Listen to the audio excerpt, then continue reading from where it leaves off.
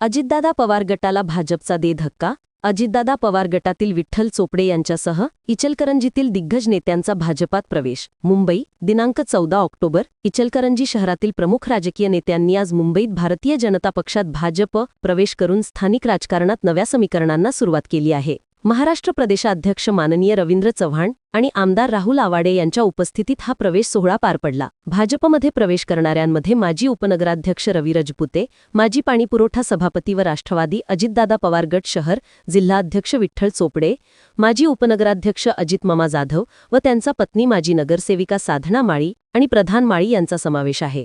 या नेत्यांच्या प्रवेशामुळे भाजपला इचलकरंजीतील सामाजिक, व्यापारिक आणि राजकीय क्षेत्रात नवे बळ मिळेल असा विश्वास पक्ष नेतृत्वाने व्यक्त केला आहे. भाजपच्या वरिष्ठ नेत्यांनी स्वागत करताना म्हटले, या प्रवेशानंतर इचलकरंजीतील राजकारणात नव्या घडामोडींची शक्यता निर्माण झाली असून स्थानिक पातळीवर भाजपचा पाया आणखी मजबूत होण्याचे संकेत दिसत आहे.